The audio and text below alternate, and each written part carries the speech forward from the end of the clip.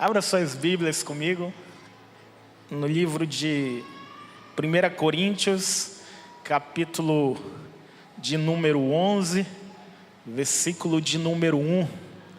Vocês já leram a Bíblia hoje? Hoje nós vamos estudar a Bíblia. Quantos gostam da palavra de Deus aí? Amém? Olha lá, hein?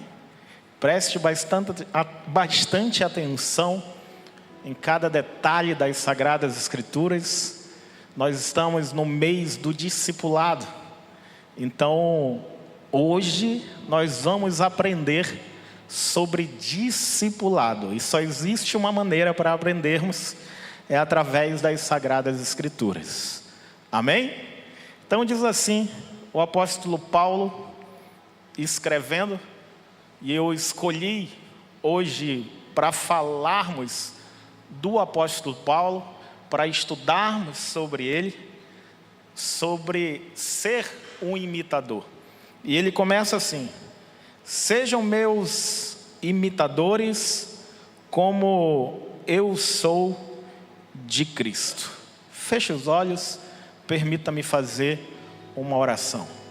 Pai, em nome de Jesus, perdoe-nos cada pensamento impuro, sentimento impuro, ato impuro, olhar impuro, cada vez que tropeçamos em palavras, cada vez que fizemos algo que não te agradou. Senhor Todo-Poderoso, eu te peço que tudo que for dito e aprendido aqui, nós possamos fixar na mente para pormos em prática. E tudo sirva para a honra e glória do teu santo nome. Desde já eu te agradeço. E se você concorda com isso, diga amém e dê um aplauso bem forte ao Senhor dos Exércitos.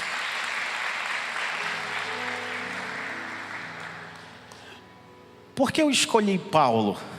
Porque Paulo, segundo alguns teólogos, ele é a maior revelação do Novo Testamento depois de Jesus Cristo.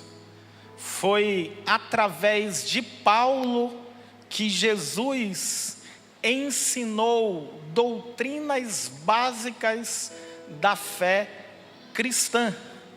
Paulo, ele escreveu pelo menos 13 cartas. São elas: Romanos, 1 e 2 Coríntios, Gálatas, Efésios, Filipenses, Colossenses, 1 e 2 Tessalonicenses, 1 e 2 Timóteo, Tito e uma cartinha que ele faz para um discípulo amado chamada Filemon, de uma única folha. É importante nós entendermos que Paulo, ele não foi qualquer discípulo. Ele era fariseu, instruído aos pés de Gamaliel, entendia de maneira absurda sobre as leis mosaicas e de Israel, sobre doutrinas básicas do povo judeu. Mas um dia, Paulo, andando pelo caminho, ele teve o maior e o melhor encontro da sua vida. Na estrada de Damasco, Paulo, alguns dizem que ele estava em um cavalo, outros dizem que estava em um camelo, outros dizem que ele estava em um jumentinho, outros dizem que ele estava caminhando apenas. Mas na estrada de Damasco, Paulo, com toda a sua sabedoria e eloquência, ele simplesmente avista e ouve a voz do Rei dos Reis e Senhor dos senhores e cai. Essa caída dele foi importante para que houvesse uma transformação. A partir daí, ele sacrificou a sua vida por amor de Cristo e pelo amor do Evangelho de Cristo. E nós vamos pegar alguns exemplos de Paulo em suas cartas. Qual é o principal ponto de cada carta? Então, pastor, o senhor vai falar de 13 cartas? Vou, e acompanhe. Tá bom? E a gente vai acabar no tempo certinho.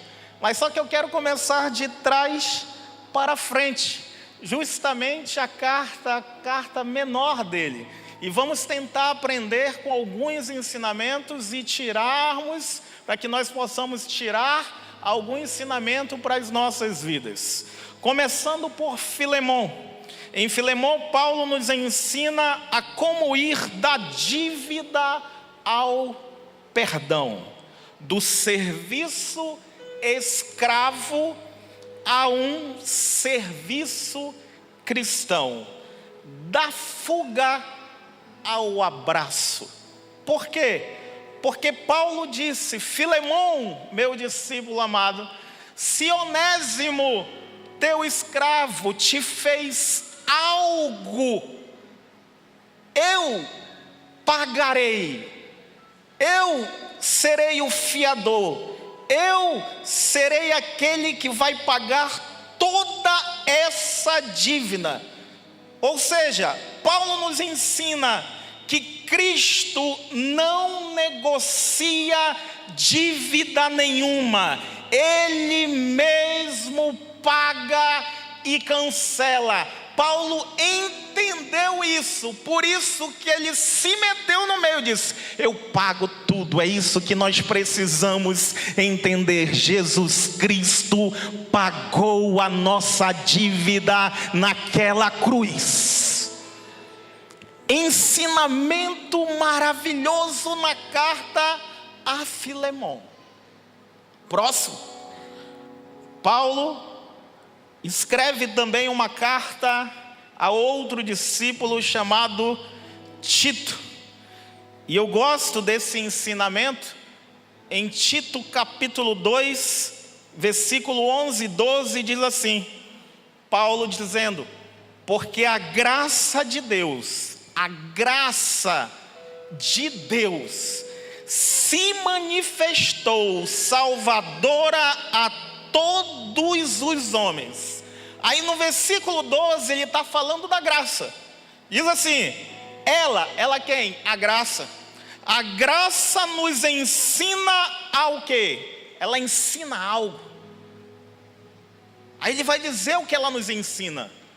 Ela nos ensina a renunciar à impiedade e às paixões mundanas, e a viver de maneira sensata, justa e piedosa neste presente século. É a graça que discipula, pois graça que não discipula, ela apenas alivia, mas a graça de Deus, ela educa para que você ensine de maneira correta e viva o que você prega e pregue o que você vive. Alguns dizem: não, mas nós estamos na era da graça. Não. Se você foi salvo por Jesus, a graça, ela é responsabilidade, até muito mais do que a lei, porque na lei dizia o seguinte: não adulterarás. A graça já diz assim: eu porém vos digo, se tu atentares para uma mulher com olhar de luxúria, tu já cometeu adultério no teu coração. A lei dizia: é olho por olho, dente por dente. A graça já é diferente. A graça diz: orai pelos que vos perseguem, bendizei os que vos maldizem. Já pensou? Orar por quem te persegue. Orar por amigo a gente já se esquece. Imagine orar por inimigo. Senhor, abençoa esse desgraçado. Você não vai lembrar. Mas é a graça. Para quê? Para que vocês sejam filhos perfeitos de Deus Pai. Essa é a graça. Ela ensina, ela discipula, ela nos ensina a ter caráter. E caráter é aquilo que você é quando ninguém te observa. Isso é caráter. Aquele que está em Cristo, disse Paulo em 2 Coríntios 5,17. Aquele que está em Cristo, nova criatura é. As coisas velhas se passaram e eis que tudo se fez novo. Próxima carta, e eu gosto dessa também, é a segunda carta que Paulo escreve a seu discípulo amado Timóteo. Em 2 Timóteo, Paulo nos ensina a não desistirmos e sermos perseverantes em tudo. No capítulo 1, Paulo diz para Timóteo: não se envergonhe do dom que há em ti. Isso é um ensinamento. Não se envergonhe do dom que Deus te deu. É hora de sair dessa cadeira e vir servir ao Senhor dos Exércitos. No capítulo 2, Paulo dá um conselho para Timóteo, dizendo: seja forte e corajoso, Timóteo. Ei, seja forte e seja corajoso. No capítulo 3, ele dá um aviso importante. Por quê? Porque ele diz: virão dias muito difíceis, Timóteo. E no capítulo 4, ele dá um conselho, porque ele sabe que esse conselho vai transformar vidas. No capítulo 4, ele diz para Timóteo: Timóteo, meu filho, pregue a palavra, insista em anunciá-la a tempo e fora de tempo. Por quê? Porque nós temos a única mensagem que é capaz de apagar o passado, transformar o presente e te preparar para o futuro. É o Evangelho de Cristo Jesus. Mas Paulo escreve também uma primeira carta para Timóteo. Eu estou indo de trás para frente, tá? E essa primeira carta para Timóteo, Paulo nos ensina a pastorear. Isso é importante. Mas esse pastoreio que Paulo nos ensina não é de fora para dentro, mas é de dentro para fora. Ele diz em 1 Timóteo 5,8: aquele que não tem cuidado dos seus, principalmente da sua família, da sua esposa, do seu marido, da sua prole, negou a fé e é pior do que um infiel. Por quê, pastor? Porque não adianta, a semelhança de Naamã, ser estimado fora, ser reconhecido em grande estima por muitos fora, mas quando entra em casa, tira a roupa, o que se vê é lepra. Não adianta. Eu costumo dizer sempre que presença de Deus não é da igreja para casa, mas é de casa para a igreja. Não é de um monte para casa, mas é do seu quarto para o monte. Não estou dizendo que ir para monte é errado, não. Jesus fazia muito isso. Eu também, sempre fiz. Mas presença de Deus é de casa. Por quê? Porque essas cadeiras aqui não podem ser mais importantes do que o seu sofá. Esse púlpito não pode ser mais importante do que a mesa com a minha esposa, com a minha família nuclear. Não pode. Jesus quer te dar presença, mas essa presença é de lá para cá. Aqui você vem, adora, é um culto perfeito, é um culto para o Senhor. Esse culto aqui não é para você, por isso que você vem aqui e ouve aquilo que Deus quer. Mês do discipulado, gente. a palavra é um pouco mais forte. Relaxa. Fala para o teu irmão aí que está do teu lado. Relaxa. Que a palavra de Deus, ela é viva e eficaz. Ela penetra até a divisão da alma, do espírito, juntas e medulas, e é apta para discernir pensamentos e intenções do coração. Próxima carta que Paulo escreve, aqui eu fiz uma junção, na verdade, de 1º e 2º Tessalonicenses. E em 1º e 2º Tessalonicenses, Paulo nos ensina que Jesus voltará. Jesus vai voltar, gente. Os sinais estão aí.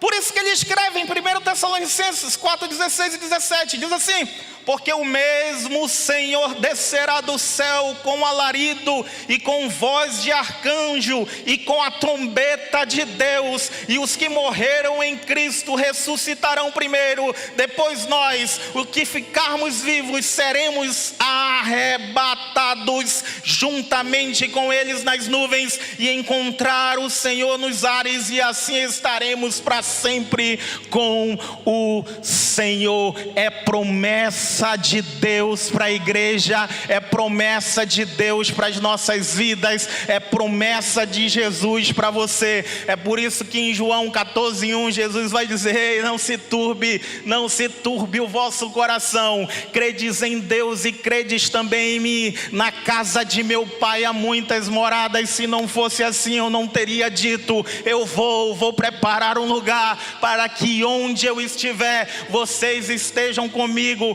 Paulo vai escrever em Filipenses 3:20 que a nossa cidade está nos céus, de onde esperamos o nosso Senhor e Salvador Jesus Cristo, o qual transformará o nosso corpo abatido para ser conforme o seu corpo glorioso, segundo o seu eficaz poder de sujeitar em si todas as coisas. O mesmo Paulo, ele vai escrever em 1 Coríntios 15:51, no momento, no abrir e fechar de olhos, ante a última trombeta, porque a trombeta soará e os mortos ressuscitarão incorruptíveis e nós seremos transformados.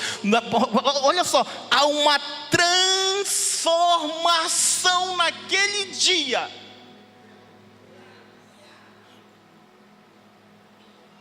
Esse seu corpo, ele vai mudar. A mortalidade, porque esse corpo é mortal, vai virar em imortalidade. Isso é importante nós entendermos.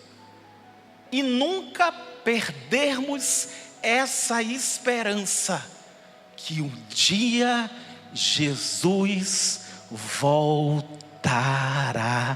para nos buscar e estaremos para sempre com o Senhor. Próxima carta é a carta a Colossenses. Paulo nos ensina nessa carta sobre a supremacia de Cristo.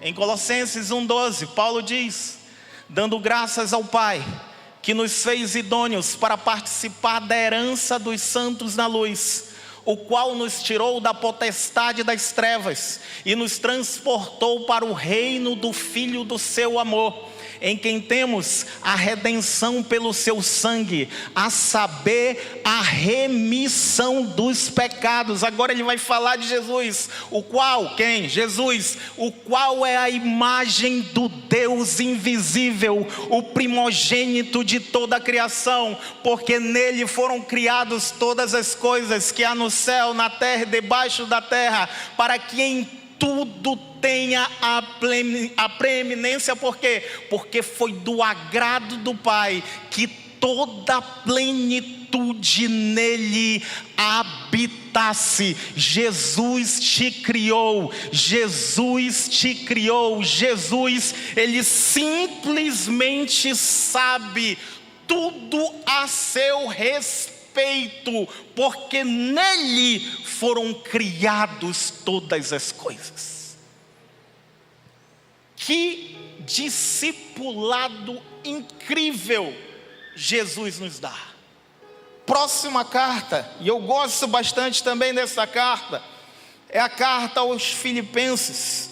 Paulo nos ensina sobre a alegria em Cristo Jesus. Ele escreve em Filipenses 4:4: alegrai-vos sempre no Senhor. Vou repetir isso, tá bom? Alegrai-vos sempre no Senhor. Pergunta: por que você está triste? Por que você está cabisbaixa? Por que você está cabisbaixo? Não fique triste. Ah, pastor, eu estou sendo perseguido. Mateus 5:11, Jesus vai dizer: bem-aventurados sois vós quando vos injuriarem, vos perseguirem e dizerem todo tipo de calúnia contra vocês por causa de meu nome. Exultai-vos e alegrai-vos, porque é grande o vosso galardão no céu. Está chorando? Salmos 35: o choro pode durar uma noite, mas a alegria virá ao amanhecer. Está fraco, é? Neemias capítulo 8, versículo 10: a alegria do Senhor é a nossa força. Está passando necessidade? Aguenta aí. Abacuque capítulo 3: mesmo que a figueira não floresça, nem haja fruto na vide, mesmo que falte mantimento, todavia eu me alegrarei no Senhor e exultarei no Deus da minha salvação. Não fique triste, alegre-se, alegre-se. Próxima carta. Vamos correr, porque essa daqui a gente vai ler bastante. Eu falei que vocês iam ler Bíblia hoje. Sim ou não? É discipulado. É a carta aos Efésios.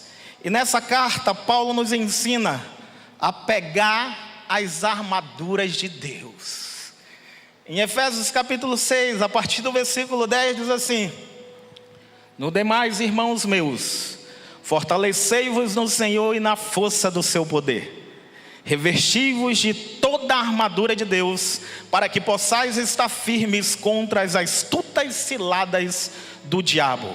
Porque não temos que lutar contra carne nem sangue, mas sim contra os principados, contra as potestades, contra os príncipes das trevas deste século, contra as hostes espirituais da maldade nos lugares celestiais. Portanto, tomai toda a armadura de Deus, para que possais resistir no dia mau, e havendo feito tudo, ficar firmes. Estais, pois, firmes, tendo cingido os vossos lombos com a verdade. Fale sempre a verdade. Vestida a couraça da justiça, seja justo, e calçado os pés na pregação do evangelho da paz, tomando sobretudo o escudo da fé, com o qual podeis apagar todos os dardos inflamados do maligno. Tomai também o capacete da salvação e a espada do Espírito, que é o quê? É o quê? A palavra de Deus, orando em todo o tempo, com toda oração e súplica no Espírito, e vigiando nisto, com toda a perseverança e súplica a todos os santos.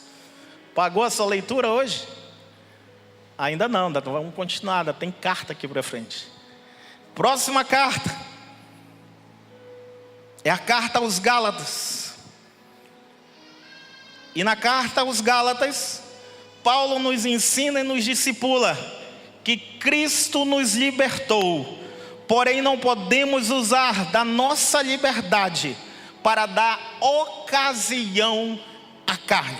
Em Gálatas 5,13 diz: porque vós, irmãos, fostes chamados à liberdade, mas não useis da liberdade para quê? Para dar ocasião à carne. A sua liberdade não pode se tornar em libertinagem.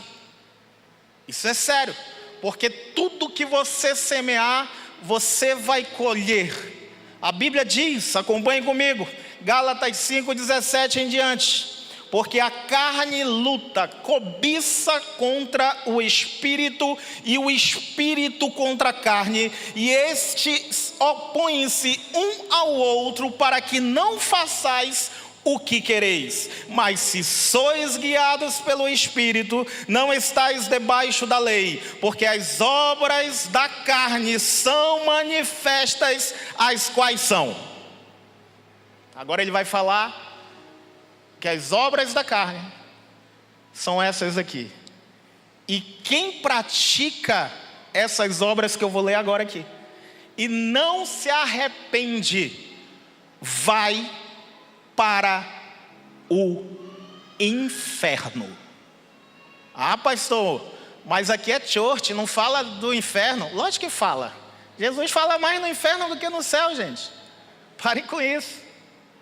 Eu estou aqui para falar a verdade. E se quer reclamar, não reclame comigo não. Vai reclamar para quem inspirou a Bíblia. Não para mim, eu só estou lendo. Eu só estou citando alguns versículos. Essa é a pregação de hoje. Amém? Vixe, irmão. Agora eu não botei muita fé não. Corta esse cabelo, pastor. As obras da carne quais são? Primeiro, adultério. Quem adultera não vai para o céu, a não ser que se arrependa e mude de vida e abandone o pecado. Segundo, fornicação. Relações sexuais antes do casamento. Pode esquecer. Não, mas hoje o mundo mudou. O mundo pode ter mudado, mas a palavra de Deus não muda. Não muda. Isso não existe, gente. Ah, pastor, mas dá para o senhor falar com mais delicadeza, mais amor, tudo bem. Bonequinho e bonequinha do titio, dá um sorrisinho para mim. Ó, deixa eu ver um negócio mais carinhoso. Nhanhá. Antes do casamento, meus amores, meu lindo e minha linda, não tem como ir para o céu. Vai pegar fogo com o capeta. Não é muito meu estilo esse.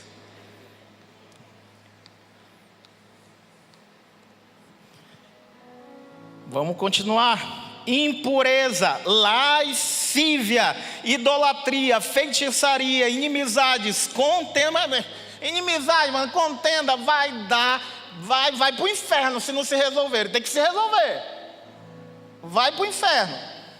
Ciúmes, iras, pelejas, dissensões, heresias, invejas, homicídios, bebedices. Esse daqui, daqui talvez tu não quisesse que tivesse aqui, mas Deus colocou. Glutonaria. Para de assaltar a geladeira. O teu corpo é templo do Espírito Santo. Cuida bem dele. E coisas semelhantes a estas, acerca das quais de antemão vos declaro, como também já antes vos disse, que os que cometem tais coisas não herdarão o reino de Deus. Não sou eu que estou falando, mas que bom que tem esse mais. Porque existem pessoas que são cheias do Espírito Santo de Deus. E quando elas são cheias do Espírito Santo de Deus, mesmo falhas, elas começam a praticar os frutos do Espírito Santo de Deus. Não confunda dom do Espírito com fruto. O dom, ele não te leva para o céu. O que te leva para o céu são os frutos. Eu prefiro 1000 vezes ter os frutos do que ser usado em algum dom do Espírito Santo. Mas o fruto do Espírito é, primeiro, amor, alegria, paz, paciência, bondade, benignidade, fé, mansidão e domínio próprio. Contra estas coisas não há lei. Os que são de Cristo crucificam a carne com suas paixões e desejos na natureza. Se vivemos em espírito, andemos também em espírito. Dá um glória a Deus aí, gente. Aleluia. Próxima carta. É a segunda carta de Paulo aos Coríntios.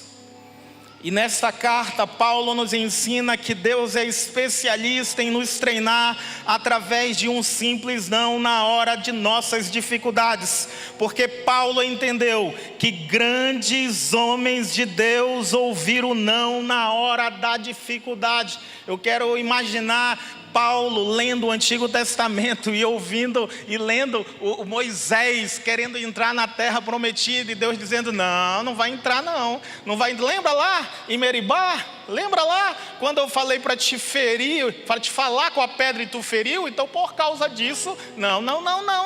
Imagine Paulo lendo Jó. Ele leu Jó e muito, né? Jó ali gesticulando, ali querendo entender, e Deus dizendo: não vou apartar de ti essa aprovação, não. Imagine Davi, um homem segundo o coração de Deus, ouvindo não, adulterou, errou, Deus perdoou, mas teve um não vai se apartar de ti, da tua casa, a espada por causa do teu adultério. Imagine Jesus, eu estou falando do Messias, do escolhido para salvar a humanidade, no Getsemane, suando gotas de sangue, suando, e disse: Senhor, se for possível, Pai, afasta de mim esse cálice. Não, você vai beber até o último cálice, a última gota, porque tem algo em jogo. Imagine Paulo orando: Senhor, afasta de mim,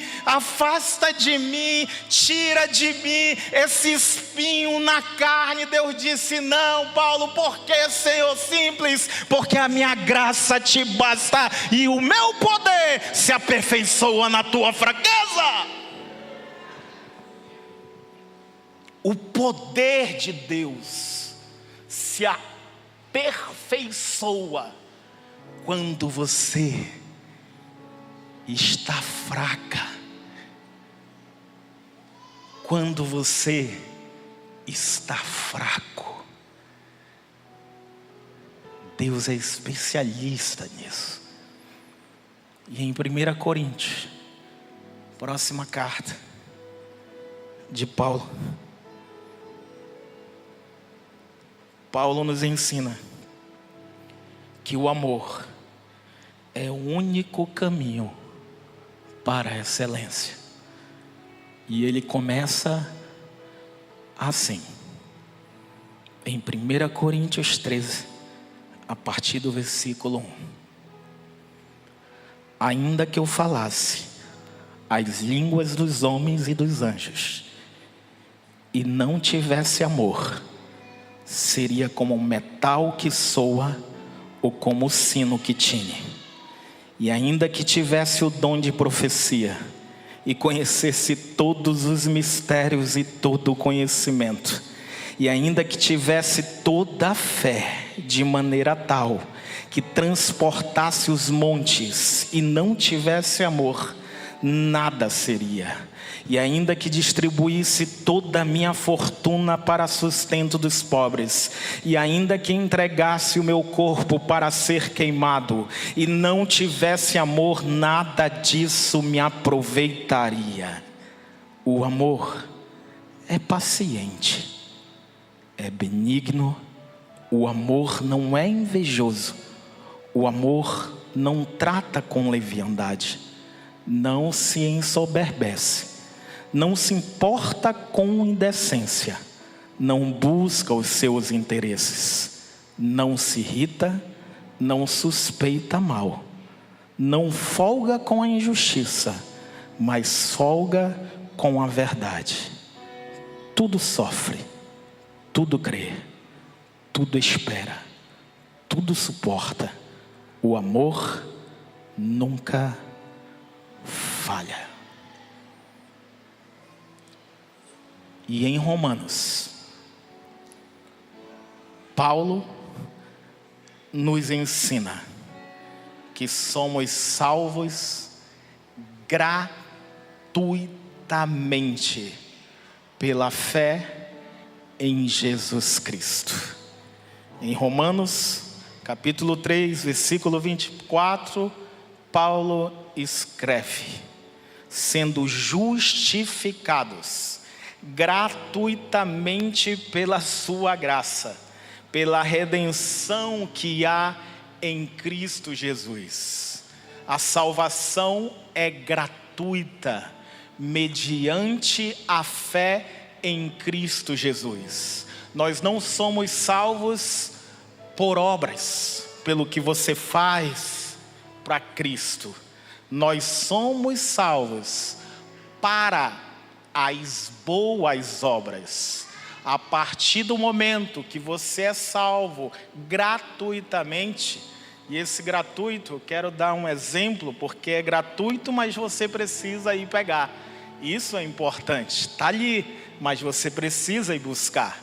Se você já deve ter ido em mercadinhos, em algum lugar, e lá, olha, você vai concorrer a isso, porque você comprou aqui no mercadinho, coloca seu nome. Alguém já recebeu uma ligação, olha, você ganhou essa TV, você ganhou um carro. Qual é a primeira coisa que você vai fazer? Ir buscar. É gratuito, mas você precisa dar o passo para ir lá pegar. A salvação está aí, é gratuita, mas você precisa dar o primeiro passo. Paulo também escreve em Romanos 6:23 que o salário do pecado é a morte. Vou repetir isso. O salário do pecado é a morte. Quem vive na prática do pecado morrerá, primeiro espiritualmente, depois fisicamente, e vai sentar no colo do capiroto. Olha, eu fui até delicado agora. Vai sentar no colo do capiroto sem problema nenhum. É como se Deus estar no seu trono, Jesus à sua direita, e Satanás, o acusador, ele vem te acusar. Está vendo lá, Senhor? Ele pecou, ela pecou, continua pecando, continuam pecando. E a tua palavra diz, Satanás, estou conjecturando. Posso, porque está no texto. A tua palavra diz que o salário do pecado é a morte. Está escrito. Romanos 6:23. Romanos 6:23. Está escrito. Aí quando Deus vai pegar ali algo para te destruir, Ele vai dar o comando. Aí vem aquela mão furada aqui dizendo, Pai, é verdade. A tua palavra diz que o salário do pecado é a morte em Romanos 6:23. Em Romanos 6:23. Mas, Pai, a tua palavra também diz, mas o dom gratuito de Deus é de graça. É a vida eterna. E por quem? Por Jesus Cristo, nosso Senhor. E eu morri por Ele, eu morri naquela cruz por ela. Pai, o sacrifício foi perfeito para o Senhor. E nessa hora Deus te perdoa, não por você, não por mim, que nós não merecemos, mas por olhar por seu Filho amado, Jesus Cristo. Esse que é o erro de muitas placas, denominações, religiões, porque muitas delas afirmam possuir a verdade, mas nenhuma delas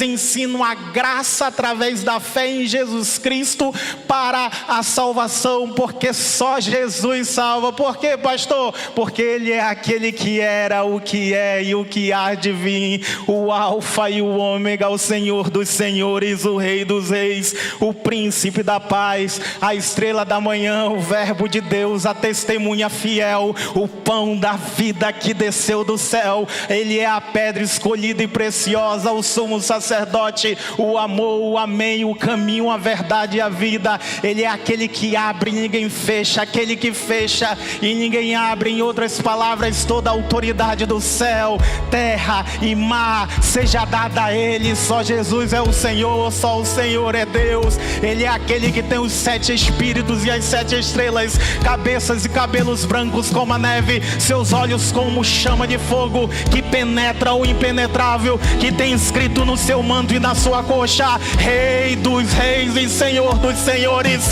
Ele é nosso Senhor, Salvador, Redentor, Jesus, o Rei